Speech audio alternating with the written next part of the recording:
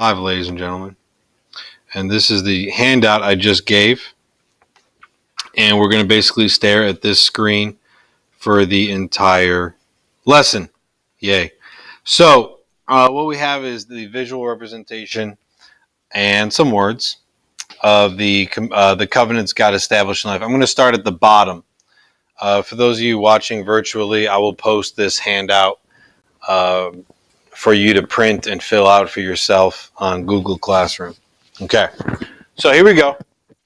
And here I am with period 3, who's ready to fill in all the blanks, because they were taught this.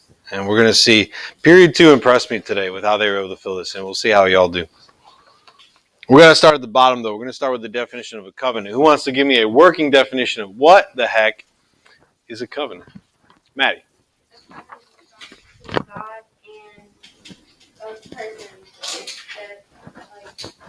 A promise between God and a person. That's about half of it. You did a good job.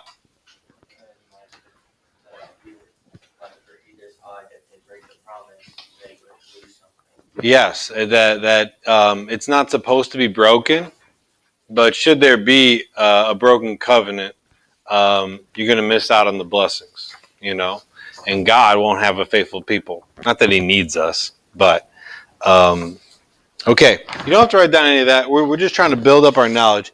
So far, those are 2 good answers. Let me read to you a working definition of covenant, which you need to know for your quiz next class. This is a covenant at the bottom. A binding agreement. Those are your first 3 words. A binding agreement. That's what it is. It's Maddie said a promise, and that's true.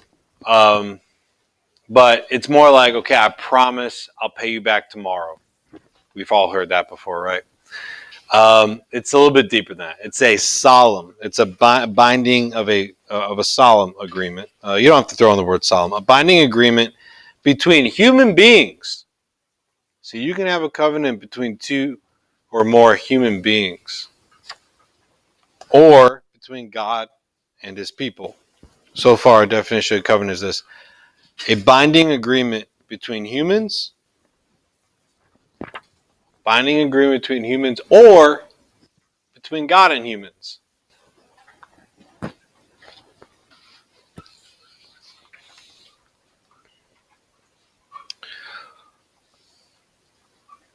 A binding agreement between human beings or between God and people, comma,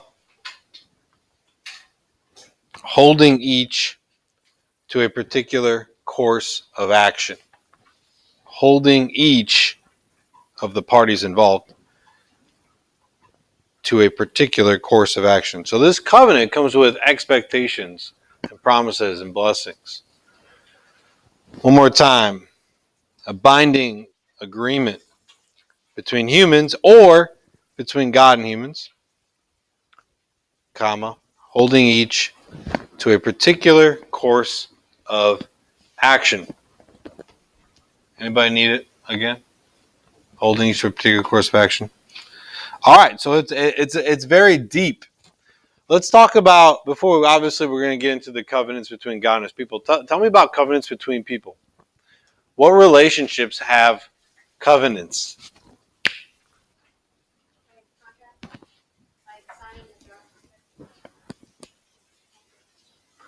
I'm going to say no. Covenant is deeper. A covenant is like contract 2.0. It's on a whole deeper, like with every covenant, there has to be bloodshed. Okay, I sign a contract with Principal Boyer every year to teach here, 1 year at a time. I don't like shed my blood, offering of my soul kind of deal, Okay, so Haley, right? Marriage is a covenant. Did I shed my blood when I got married? No, but what I said is, unto death I will love you. I, John, take you, Chantel, to be my lawfully wedded wife, to have him to hold this day forward, in good times and bad, in sickness and health, for rich or for poor, till death do us part. Which means if somebody has a gun to my head and says, be unfaithful to your wife, break your vow to her, I say, fire the gun. Because that's love. Love is sacrifice. All right, so marriage is a covenant unto death. That's how serious it is. So I'm not married to Turlings because I got a contract with them, but I got a covenant with my wife. Anybody else? Y'all had a lot of hands up. Any other relationships? Yes, but that's between you and God. We're going to focus on human to human. This is harder to think. You probably don't even realize this, but for those of you that enter the military, you're going to have to take an oath. An oath is like a intense promise. I do solemnly swear to abide by the Constitution, to defend it in all cases, to be loyal to my comrades, my platoon. I'm making this up largely, but this is what the military oath sounds like, and to obey the commander in chief. So help me God. That is an oath. That is a covenant you make with the U.S. military. Should you sign up for the Marines? Okay, it's being a little dramatic. So it's a covenant. It's serious. Dr. Maddie, you might take an oath one day because doctors have to take an oath that I will not harm my patient. It's called the Hippocratic Oath. I will only serve for their good and for their health. Well, I don't know if all doctors take it anymore, but they used to back in the day. What we got? Court. Go on. Like how they have to solemnly swear. I swear to tell the whole truth, nothing but the truth, so help me God. Is that a covenant? It's a swear. It's swearing something before God. It could be. It could be. I haven't thought about that. It's just so short term, though. But it is before God, and it is kind of on your own name, so it could be. Yeah, presidents take an oath. Old school, I don't know if this happens anymore, but male people, your mail woman, your mailman, they used to take an oath to faithfully deliver your mail despite the weather. If they were out, they were going to deliver it because it's your property, and everyone had to trust them. Nowadays, there's a lot more oversight, but back in the day, it's like I'm handing you this. You have to go deliver this money to my relatives, and it's going to take you 5 days to get there. Do you swear on your life? So I don't know if that still happens anymore. Deep covenants, promises. All right, y'all did a great job. Came up with a lot more in period 2. Not that it's a competition, but it is. Okay, so let's talk about our promises with God. The first covenant on this chart, where I'm actually going to start with the mediator category. So, mediating creation and God, who stood between and help cooperate with God and establish this covenant. Who was the mediator? Maddie? Adam and Eve. But we're going to say Adam. Because in one of the stories, Adam was created first and God speaks to Adam. Adam had certain roles in the garden. So we're going to say Adam is the mediator. Eve would come and help him and support him in his role as mediator. Okay. Now, jumping up to box number 1, top left, we're going to call this the Adamic Covenant. Adamic. Adamic. So that goes top left. This is the Adamic or Creation Covenant. That's the name of the covenant. But I'm going to emphasize Adamic. Don't worry about the creation part. This is the Adamic Covenant. It's the initial covenant that God said, I created you in my image and likeness, which means I'm in a relationship with you. It means I want you to govern this world, Adam and Eve, as I intended it to. Just don't eat the fruit of that tree. Do you think if Adam denied Eve, that only women would sin? Well, there's a lot of theories about that. Oh, well. It's like she ate it first, right? Okay, this is in the realm of speculative theology. So you're asking, what do I think would happen if Adam said, no, girlfriend, I am not eating that apple. You must be outside your mind. And he put his foot down. Would there have been room for Eve to basically go to confession? And Adam could have repaired that relationship. Adam might have been able to fix the whole thing. But he didn't.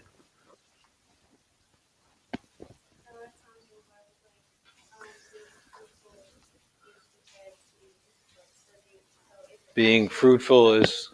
Like, was it a physical apple or like fruit, or was it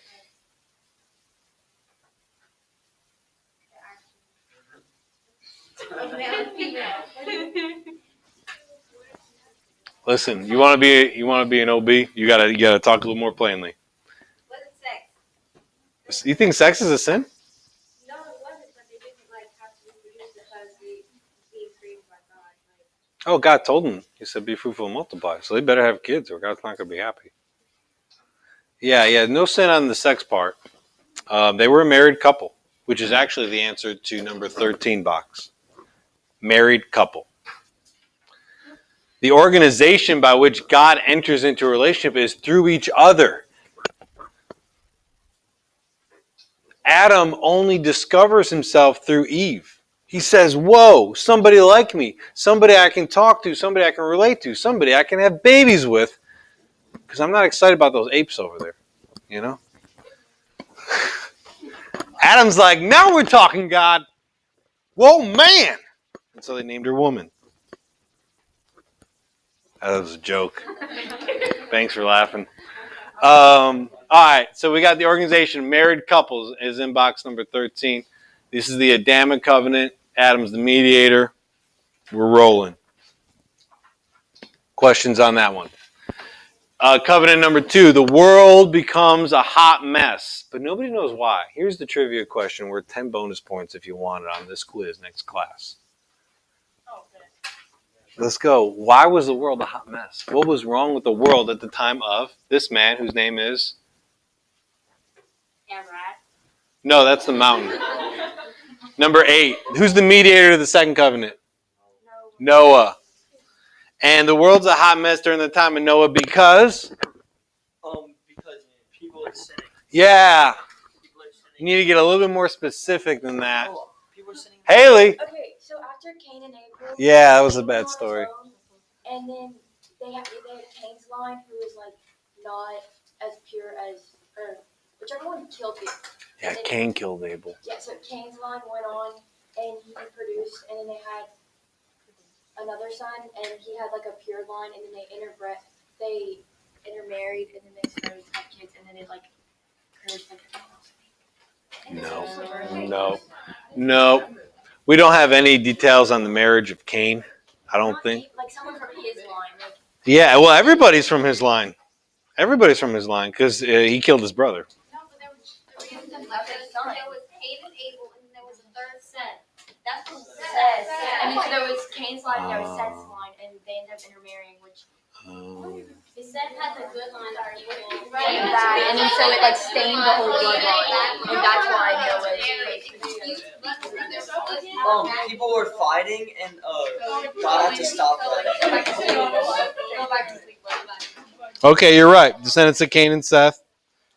But then you got to look at chapter 5 of Genesis where it says Adam to Noah. And we got a lot of generations there. We got a lot of people there. Noah has a son named Shem. That's why I got confused. You said Seth, and I confused it with Shem in my head. All right. And then in chapter 6, nobody knows the answer? The answer is in chapter 6, I believe. When human beings began to grow numerous on the earth and daughters were born to them, the sons of God saw how beautiful the daughters of human beings were, so they took for their wives whomever they pleased. Rape.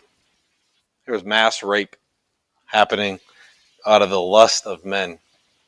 Then the Lord said, my spirit shall not remain in human beings forever because they are only flesh. They are operating off the flesh. All they care about is sex. Done with this. He flooded the earth. The end. The gospel of the Lord. So, when we think about, the God of the Old Testament, he was so mean and bad, it was like, well, yeah, he did kill people. He did allow people to die because there was mass rape happening. Okay, so God says, I'm going to bring a flood. And we have Noah, who does not partake in the rape, nor does his sons partake in the rape. He says, I got one good family here. Let's get them to build a boat.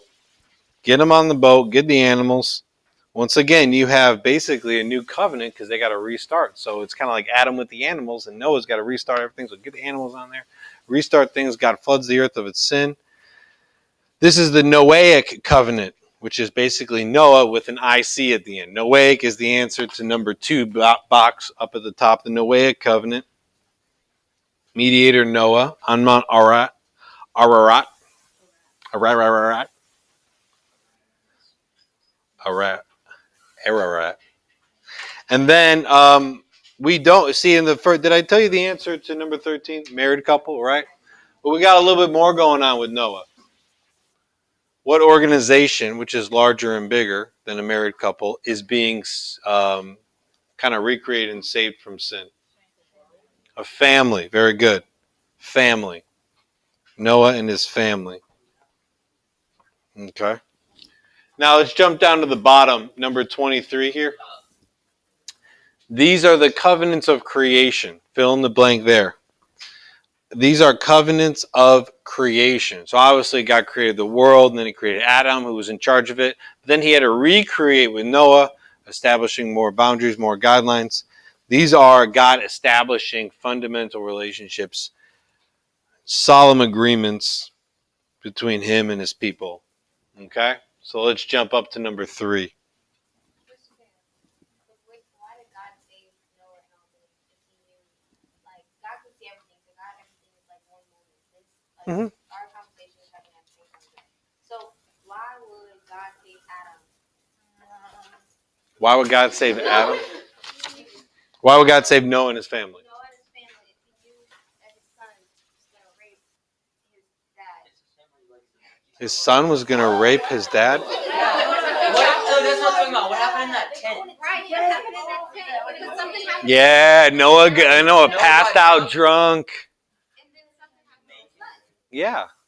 And his sons like dragged him back in. They were embarrassed because their dad was laying out naked and the son got sunburned too. Threw him back in the tent, something like that, right? Oh, I thought there was more. There's probably more. And listen. I thought Rape is obviously prevalent today. All the sins are prevalent today. Here's a better question for you, Maddie. Why would Jesus come to die for me when I would just commit mortal sin anyways? You see?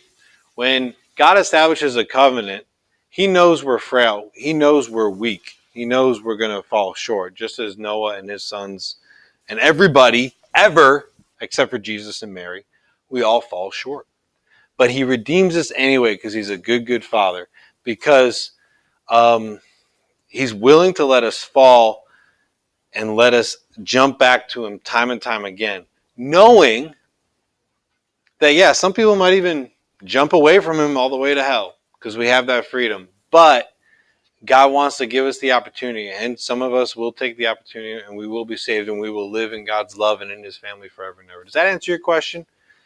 Some people will fall away. He redeems all people, and they will reject his love, and that hurts God. But there's always those that will choose the love, and that God says it's worth it. I do my job. I teach high schoolers how to follow Jesus Christ. I mean, that's kind of a hard job. I'm willing to bet 10 to 20% of you will sign up and take the challenge this year and commit and have a deeper relationship with God, and it might change your life. I'm willing to teach this class for that 10 to 20%. I hope it's more. I mean, I'll take 50. We'll see. You let me know at the end of the year. All right. Number 9. Who's the mediator of this covenant with the sword and the altar and the kid? Abraham. That's the answer to number 9. Abraham. Which makes this what named covenant? Number 3. Abrahamic. Kind of a weird name. Abrahamic covenant on Mount Moriah. Now, Abraham was quite the beast. He conquered. He won some battles. He had some land. He was moving and shaking. He was just an infertile man. He didn't have a whole lot of kids, really none, at the age of 100. So he's got more than just a family. Anybody know the organization that would come in for number 15?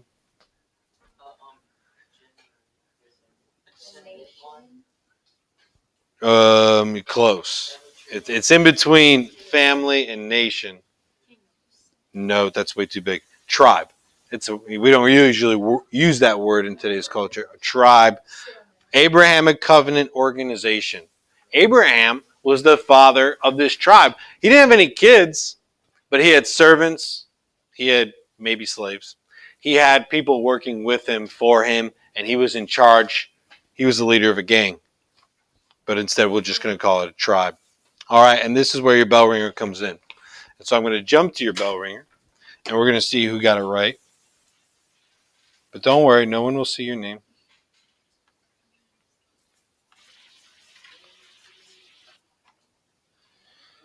What does God promise Abraham? Descendants that are numerous, and they will find blessing. Boom. Whoever you are, you're correct. Now, those are the two promises of Genesis 22. Don't fill out anything yet.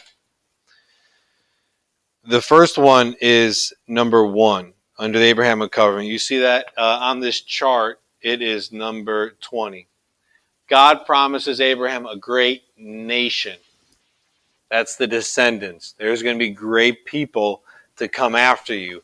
And God is making this promise when Abraham has a strange relationship because he's got 2 kids, right? Isaac and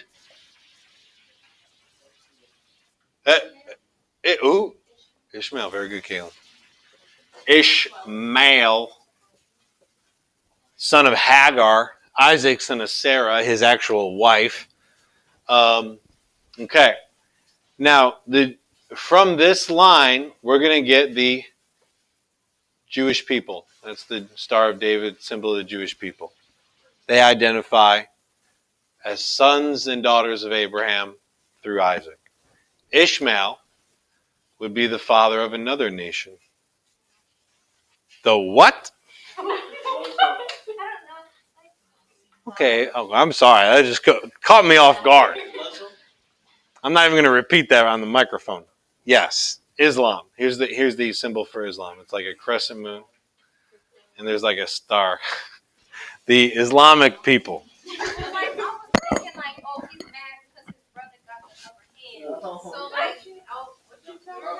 All right. You really stretched history right there. Okay, that's okay. That's okay. It was a good guess. There's logic there. Okay. Now, we Christians, Catholics, we believe in Jesus. And what religion was Jesus?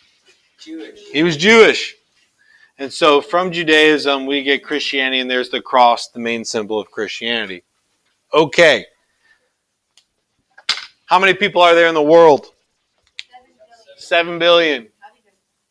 There's probably a few more, but a couple years ago, people researched, and we hit 7 billion a few years ago. It's probably a few more than 7 billion now. World record, they believe. Of course, now with the pandemic happening, honestly, it might be back down to 7 billion. Anyways, to avoid that topic, let's talk about how many people in the world are Catholic. No.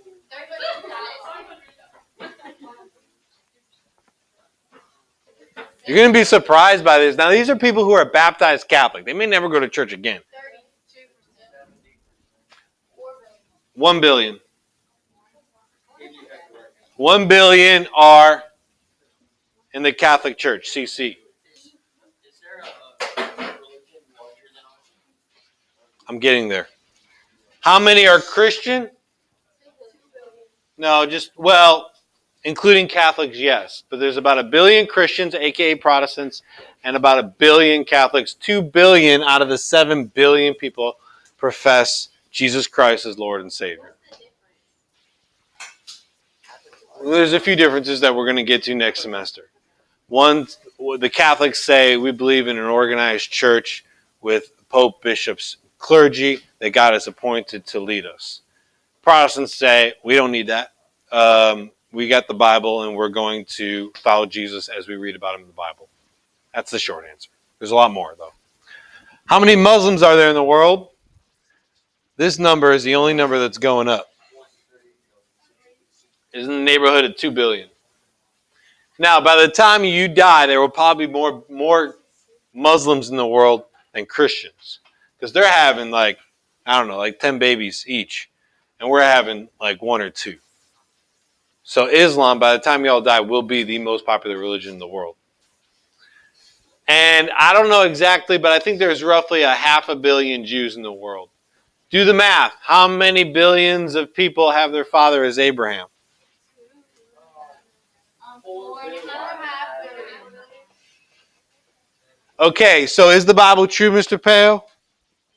Well, about 5,000 years ago, God said, hey, Abraham, you with the one kid that I'm going to tell you to go kill on an altar, you're going to be the father of a multitude of nations. And today, 4.5 billion people say, Abraham, you are our father. That's more than half the world. Only 2 billion people believe in Jesus. Muslims do give a shout out to Jesus. They think he was like a prophet. They don't reject him altogether. Anyways, so there's your math on if the Bible is right. That's the Abrahamic Covenant. That was big promises made, as you see. So that's the great nation. Number two promise is a great name. Number 21 box here is a great name. And then number 3 box is universal blessing, and that was part of your bell ringer. You in Genesis 22 for your bell ringer, you read 2 of the 3 blessings. The other one is in Genesis 12. But number 3 is universal blessing. Okay, all these promises were given to Abraham in the Abrahamic Covenant, which happened after he was willing to sacrifice Isaac, who he believed God would raise from the dead. Moving on, who's the mediator of the next covenant with these 2 tablets? Moses. That's number 10. Moses is the mediator, so we're going to call this the Mosaic. Now that takes a little bit of spelling, and yes, spelling counts on this quiz. Mosaic, Mosaic Covenant. Moses is the mediator, and we don't just have a tribe. He's got a whole people he pulled out of Egypt. Not a kingdom yet. We have a nation. Very good. So the organization is nation.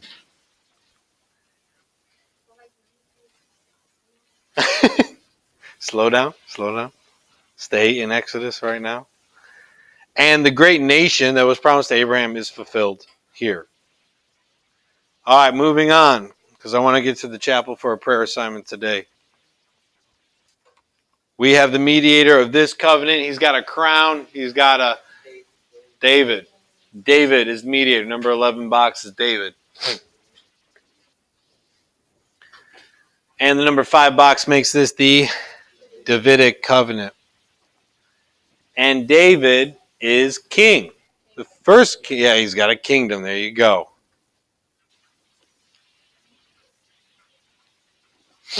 And therefore, the great name of Abraham is solidified in that we now have not just a nation, but the greatest nation in the world with a king. Everything is fully established with regards to the eternal inheritance, you might say, of Abraham. All right, moving on. David, I go through all the failures of these people, these great mediators that changed history. They all came up short in small ways and large ways. Okay? They didn't fulfill it. So the prophets come by. Now, I didn't give you, there's no actual covenant here. There's no covenant made. These prophets are just a big chunk of the Old Testament, and they're telling everybody, y'all, you screwed up the past 5 covenants, but God's not giving up on y'all. So change your ways and get ready, because this new covenant, it's gonna be the last one. And it's always going to be alive, and it's always going to renew you, and it's going to touch your heart. It's not going to be outside of you, but the covenant will be experienced within. And when you see the Bible passages, Jeremiah, Ezekiel, Isaiah, those are passages saying that this new covenant is going to be different. It's going to be within. You're not going to follow rules on the outside like the 10 Commandments, as good as those are. You're not going to be doing specific rituals so much, but you will experience the fullness of God within you. That's the prophets. For number 18, we're still in a kingdom stage. We're still recognized.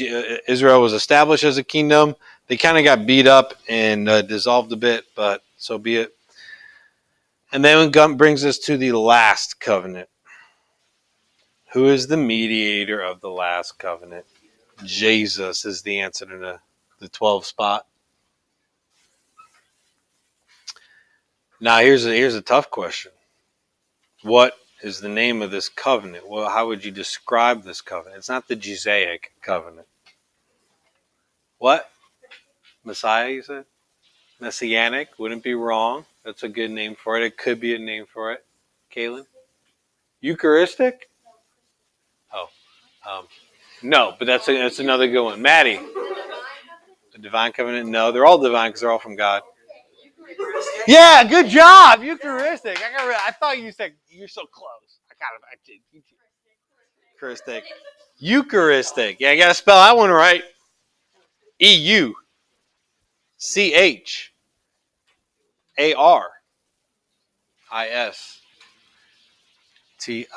Eucharistic. EUCHARISTIC. It's a Eucharistic covenant because Jesus sat down the night before he died and said, take this wine, take this bread. This is the new covenant in my body. This is the new covenant in my blood because you need blood. You need a commitment. You need a sacrifice for the covenant to work, for it to be binding unto death. And Jesus says, this is it. This is the last covenant. The new and eternal covenant. Eternal, lasting. So now when we screw up, when we break the covenant, where do we go?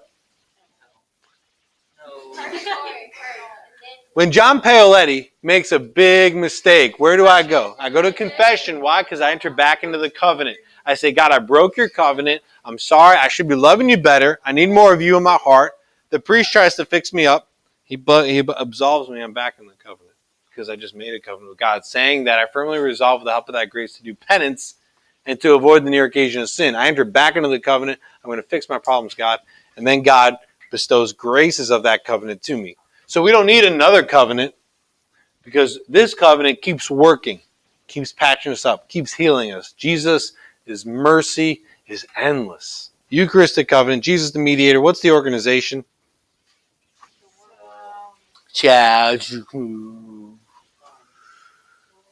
What organization? If you're in the covenant of God, you are in the church. Wow, Cone, you're some point there. You're in the church. Number 19 is church. These are the covenants of redemption. Who said it? Good hustle. Redemption. We have covenants of creation, and we have 24 is covenants of redemption, fixing us up, getting us restored into a relationship with God. This is the best summary. This is your 30-minute summary of everything you learned last year. All right? You need to be ready to fill out all the blanks in the sheet on your quiz next class like you just did today. Yeah. Basically, if I were to hand you another worksheet, I'm going to basically hand you another worksheet and say fill it out. And that includes the covenant definition. Not word for word, but a binding agreement between humans or humans and God that involves particular promises or commitments, a particular course of action. Okay. This is what you need to do. Pay close attention so we can finish our prayer assignment for today. Put that worksheet away. Put everything away except a writing device, pen or pencil, and your journal. Pack it all up.